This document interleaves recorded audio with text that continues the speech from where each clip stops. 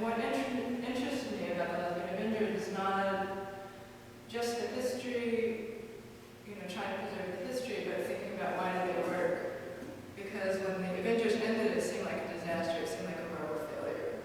To me, anyway, I was intimately involved in organizing for years and years. But then, when time goes on, and you try to do other activist projects, you realize that an activist project that lasts longer than one demo in a couple of weeks is, in fact, a remarkable and wonderful thing. So I started a project thinking about, well, why did the Lesbian Avenger succeed when almost every other activist group fails? And also, why don't we recognize when groups succeed? Just because something ends badly doesn't mean that you didn't have any successes, doesn't mean that it doesn't have a legacy. And one of the things I started the project and I started asking people, why did you get involved? And poor Laura was one of the targets of the project, and many other people. Were your parents activists? Were your parents involved in the church? Were they involved in the school board? And then I started asking I figured at some point I had to ask myself the questions, and that is, to some extent, the book is the result of that. And one of the really important things I recognized was that place plays a role, especially in the Lesbian Avengers. Like maybe during that time in the early 90s, you would have gotten a lesbian group somewhere else. But would it have had this character? Would it have been as successful? And for me, quite a bit of that has to do with where it was born. Or I came to understand that. And part of it is because when I was starting to write the book, I'm like, oh, 92, what was going on in 92? Where was I? What did it feel like? Because I moved where I was living. I had lived in different countries for quite a long period of time. Some of the Avenger stuff I actively tried to forget because it was painful. And so let me just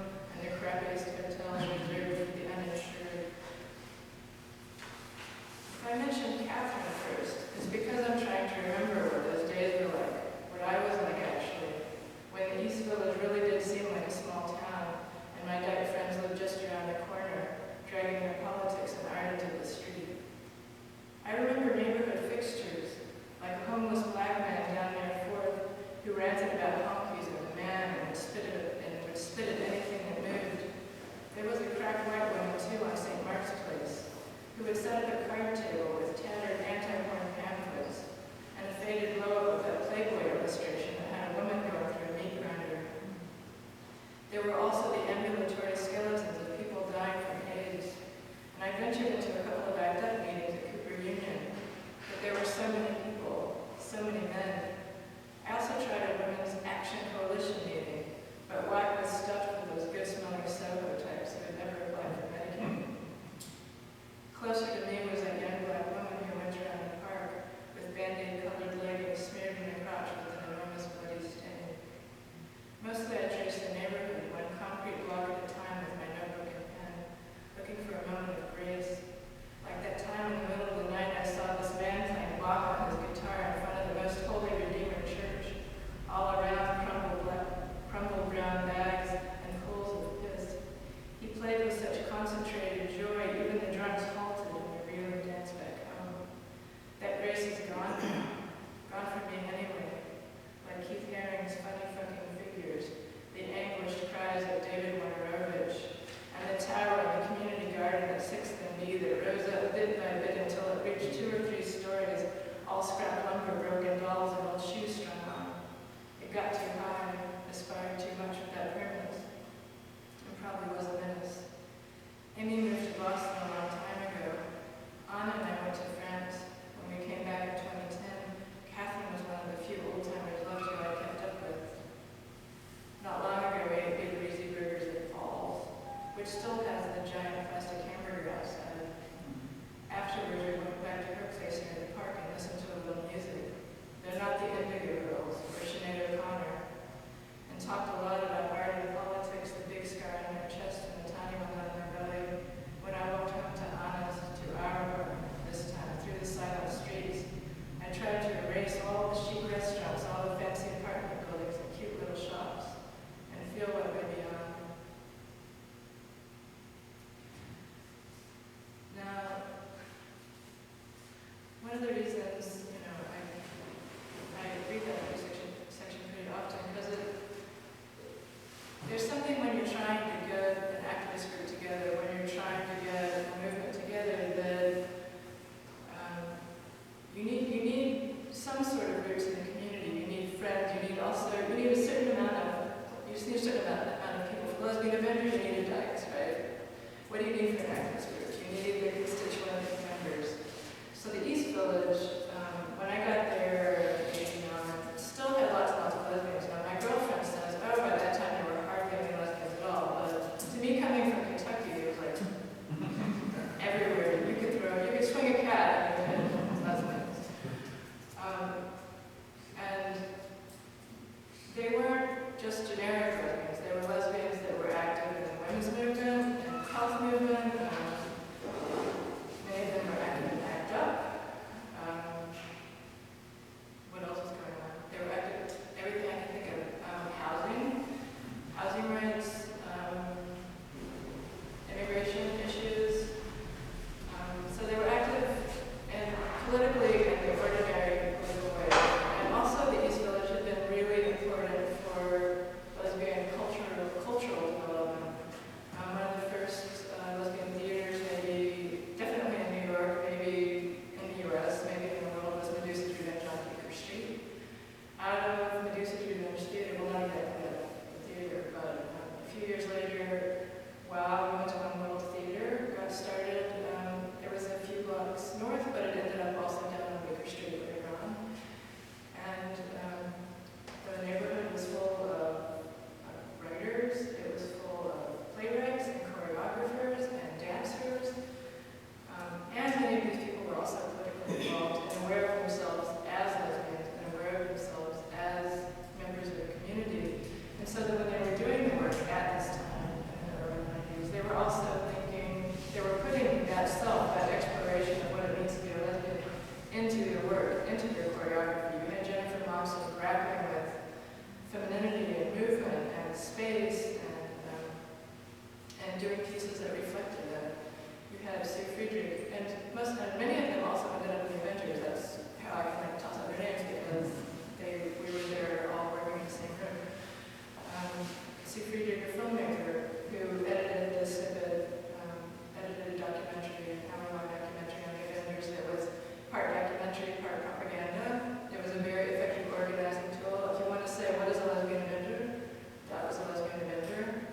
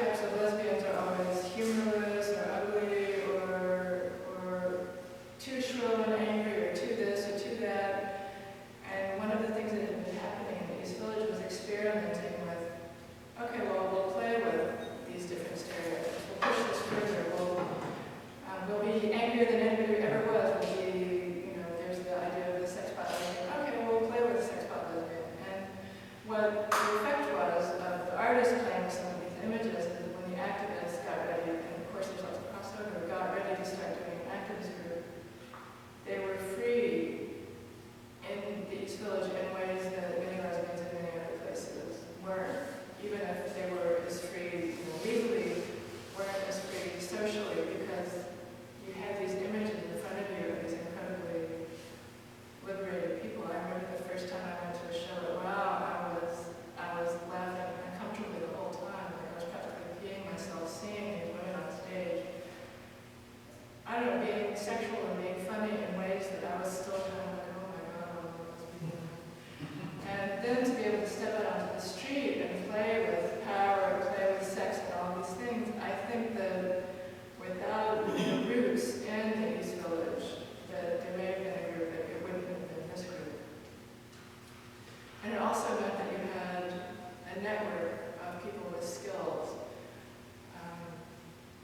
And I got interviewed the other day for an East Village blog, so I was talking about how things have changed these days and their art.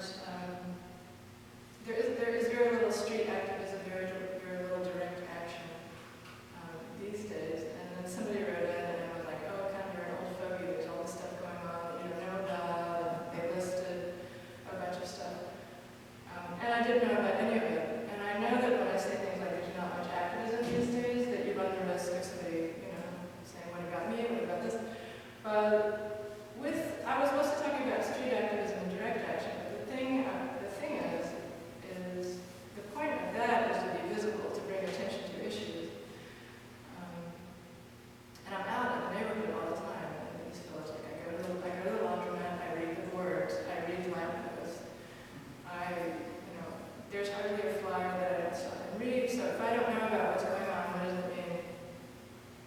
Part of it means that maybe the circle of activists is closed, maybe that they're not recruiting, maybe it's like them and their six friends and they're angry that I don't have entry into what them and their six friends are doing. And I talk a little bit about that in the book, like what is activism anyway, but I think for sustained activism, like movement activism, like Lesbian Avengers, like I've got all that stuff, you have to be able to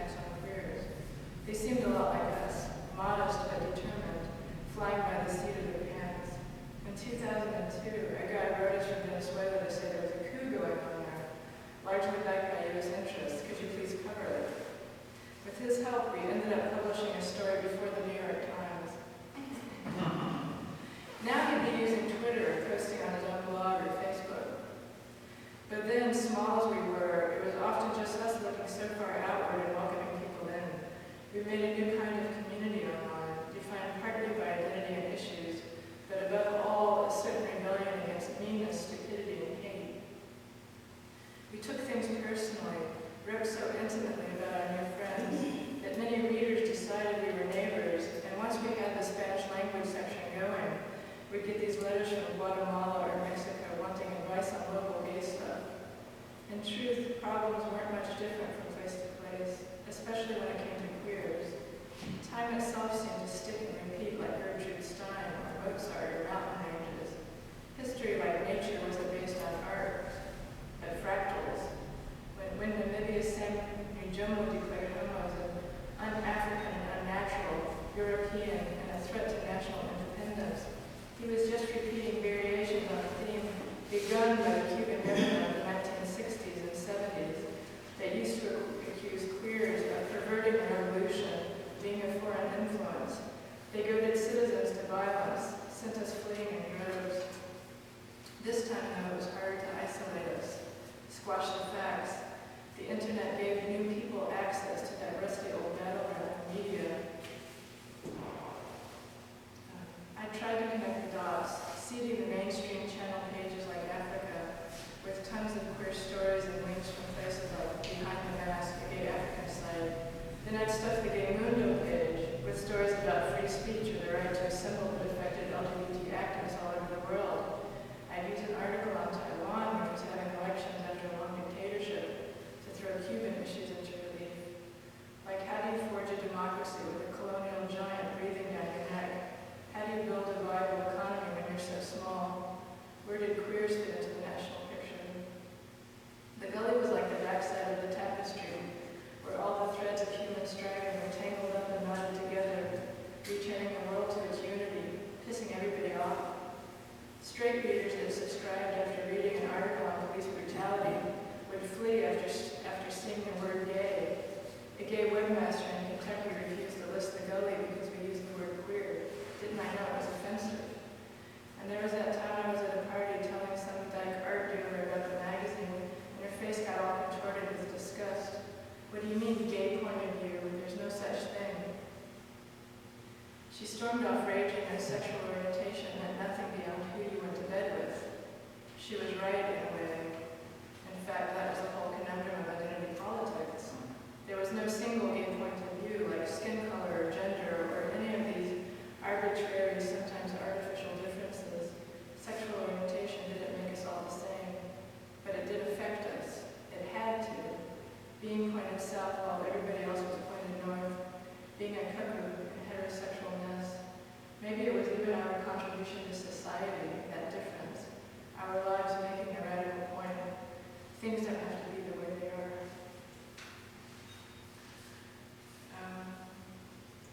So for a while, I was really a proponent of the internet. Like, oh, it's going to change the world, it's going to save us all, it's the new organizing tool.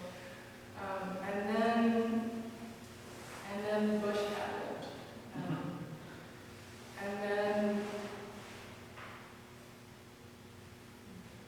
the controversial election.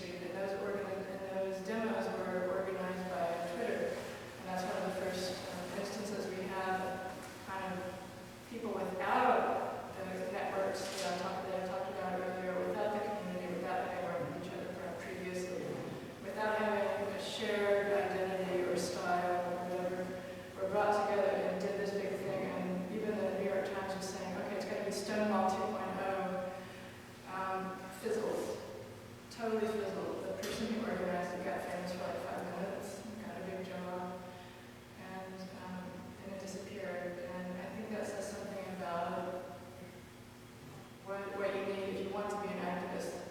You need some sense of community, which before then had been neighborhood, and to some extent.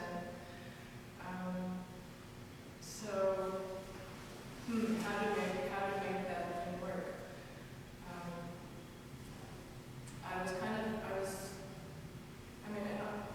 And I think the last time, I think there was a big discussion about its usefulness was with the Arab Spring, and also got kind of lauded as a revolution by internet, at least initially.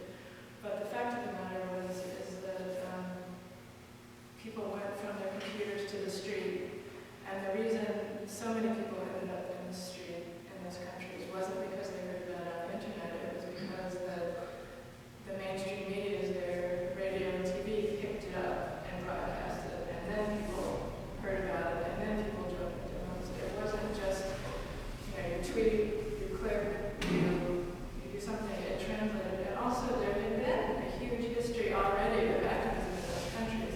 A huge amount of people already dealing with these issues. So that there was a background, there was a culture of activism, there was a network that could be mobilized.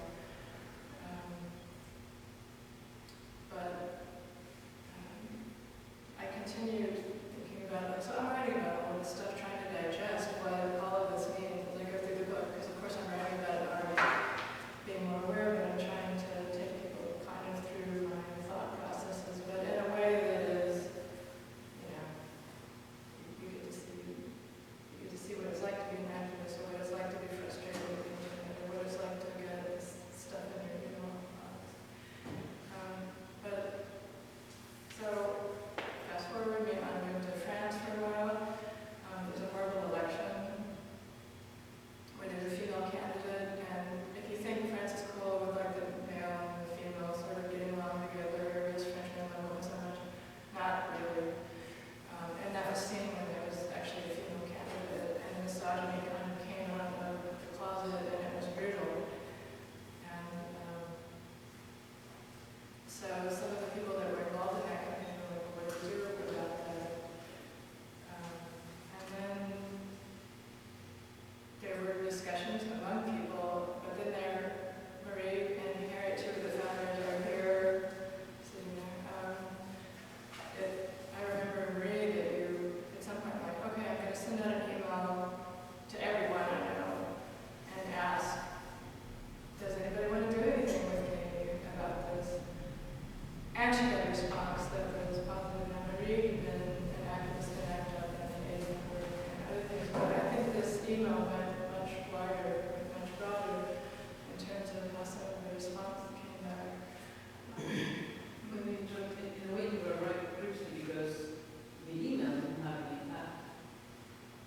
I had, encouragements, thank you, but then how it started, I always had this Spanish group You started with for 7 years in France, was by grabbing a few of my friends or people in our network and trying to push them to meet and meet again and meet again.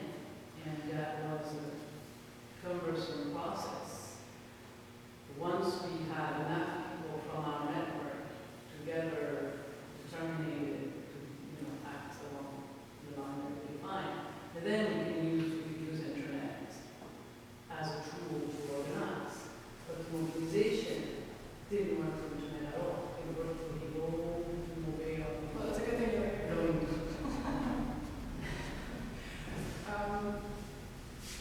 I didn't know that Harriet lived with, so you two with the foundation, you pulled in your cousin Mathilde for some of the first action. You pulled in people that you know. Well, I was looking for myself and for my job, that they're engaged, and that's So you,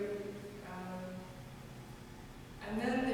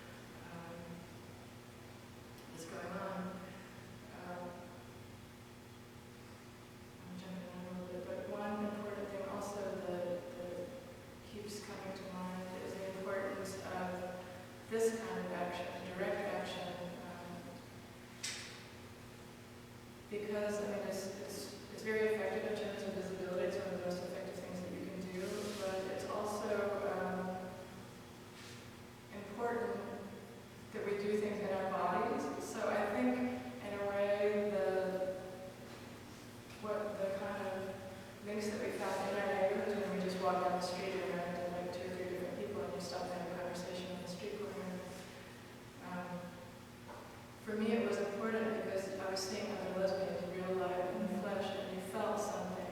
And that action on the corner was not just an encounter with people, it was some political thing happening of reinforcing your identity and understanding who you are in the flesh. And that's particularly important, I think, for many minority groups that are hated not just abstractly on the internet, even though there's plenty of horrors online, but we are hated in our flesh, and when that hate comes, out of the closet of the internet, it translates into people getting bashed, into people getting killed.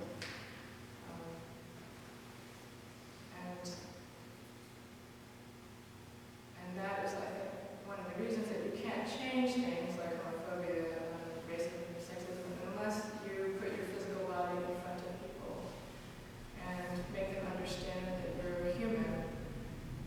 And it's also important for queers and other people to see each other because it is reinforcement that you're not alone, that it's not a virtual world, it's not a make-believe thing.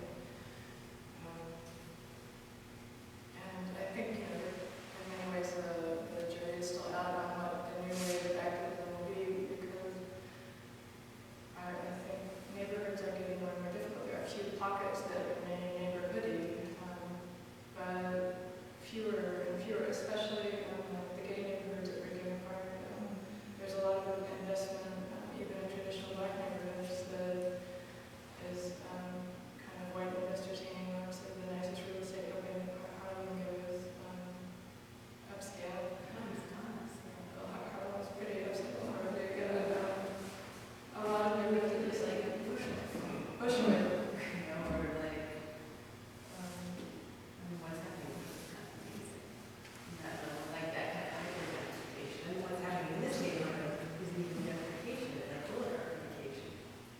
Oligarchification, yeah. So, I think just the importance of creating at least some physical space that when we are together and we see each other and are able to not only support each other, but also to be accountable with each other. One of the reasons why the Avengers were effective also with so many of us living in the same neighborhoods was that if you said you were going to do something on a Tuesday night and you didn't do it and you were walking to go do the laundry and somebody saw you, they'd be like, oh, and you go, no. So you had a certain kind of responsibility that is, shame is a very effective organizing tool, like I said. Does anybody have any questions or comments before I read one little chunk?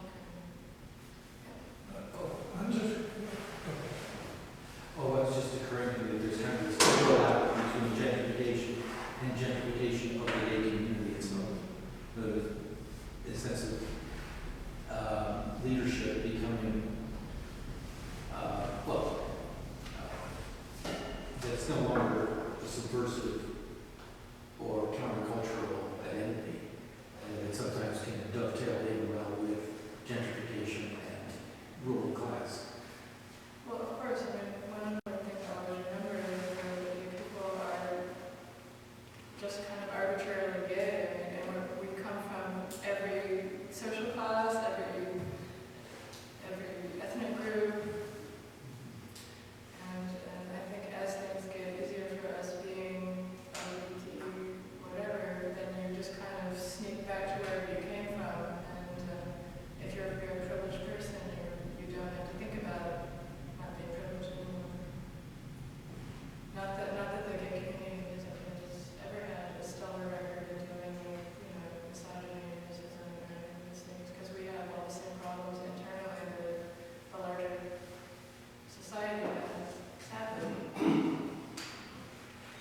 I was just thinking as you were talking about this forum member of queer vision and RAM and lots of groups, and they all seem to have many of the similar processes that they're describing.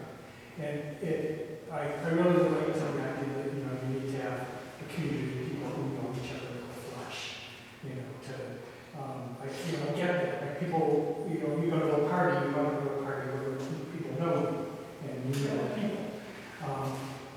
And as you were talking, I was kind of thinking, well, geez, you know, now that we're getting older, where are those places that we go that, Also, we're older and we're not out as much, so. yeah. And I'm thinking in the back of my mind, well, you know, the Tea Party has the churches, so they, you know. Yeah, I was thinking about the effectiveness of the Black Civil Rights Movement as I was writing, and thinking, well, what did it happen? I mean, we know about the Black churches. Also hugely important were Black student groups and Black colleges, and then also organizing in Black neighborhoods. So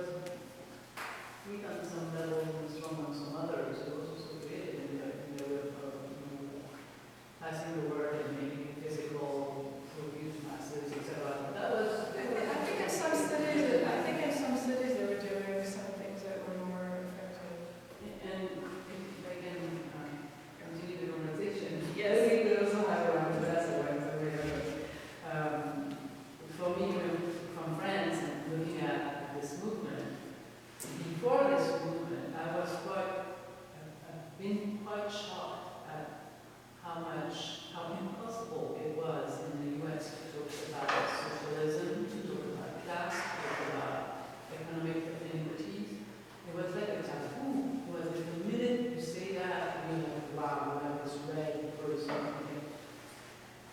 This government, it was impossible to articulate an audible, reasonable discourse about economic inequalities, classes. And he heard and not be cornered as, an extremist. And that was, I don't know how to express that. No, that's true. A huge document. It is. I mean, if they didn't do anything else, the one thing they did was introduce into the national conversation questions about class And that's social huge. justice. That's huge. That is Suddenly, a lot of people can come after that and say, yeah, let's talk about it. Right, Right. right. That's a huge change in American policy. I don't think that's what they wanted when they say we don't have demands, but they did have, I think. And I feel like there's a lot of That's things fair. responsible. That's fair. That is, sometimes it is enough of an accomplishment even to raise an issue that hasn't been discussed before. I would have liked to see them do actual concrete things to address it. Maybe it's not that, maybe it's what's sprung up. Well, I think so. I mean, there was also a question of the Lesbian Avengers. I mean, the goal of the Lesbian Avengers as a direct action group was to call attention to lesbian visibility and lesbian issues.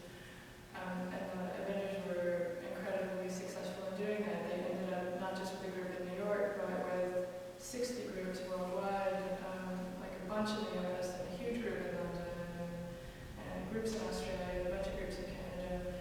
But then eventually the question also became, okay, now that we have more visibility and we call attention to certain issues, what do we do with that visibility that we have? And that was part of what led to different people going different directions, and the group kind of had a foot on two horses and among other things.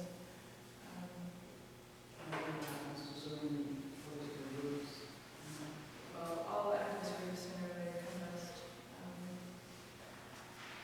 Do you want me to read one more section, or are we almost? You want to read another little section? It's not a tricky section, but one of the things that preoccupies me truly is the importance of, visibility and the importance of sometimes putting our bodies behind visibility. Because we still live in the flesh. Right? I mean, as much as a lot of my life is online, when push comes to shove,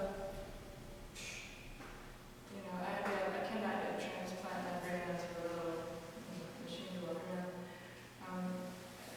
But when we moved to France, at some point I was trying to retire as an activist. But kind of the more you stay in a place, the more that place, you become part of a place whether you want to or not, which is also the same effect with the neighborhood. You start to know the guy in the corner who has the grocery stand, the other people in the corner. You start to feel like you have little roots being put down, whether you like it or not. And when you start seeing things happen that are painful or troublesome or dangerous, then if you have a tendency towards activism, you end up going back out on the street. And in February now, 2006, Ilan Halimi died. He was a young Jewish man who worked in a cell phone store. His kidnappers, the gang of barbarians, were mostly young African immigrants or their descendants who figured one of them can come up with some dough. For 24 days, they hurt him every way they could think of. Then they set him on fire and dumped his ravaged body west in the railroad tracks. He wasn't quite dead yet, but almost. The cops tried to cover things up, and it took a while for journalists to break the story of the anti-Jewish ranks the barbarians made during ransom call, the Muslim prayers they recited, and videos they made showing Iran blindfolded with a gun to his head, like the one Iraqi kidnappers put out. The neighbors knew the whole time and did nothing. Some got in on the act. We went to an SOS Racism march on February 26th. There were a lot of people, as many as 50,000. Most of the marchers seemed to be Jews, as if the rest of the city didn't care, despite all the plaques in front of elementary schools about deported children. On the Rue du Temple, I used to pass a panel to Raoul Mondet, resistance member, next to a window full of handbags. He lived in the building before he got arrested and exterminated in 1942. It was a peculiar experience being in a march like that in Paris.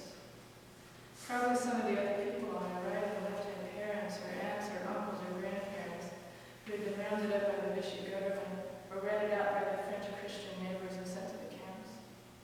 On it were a tag with a pink triangle that said in French, "Enough hate." I had a sudden sense of the joint frailty of our human bodies, how easy it would be with a few guns to hurt us all once a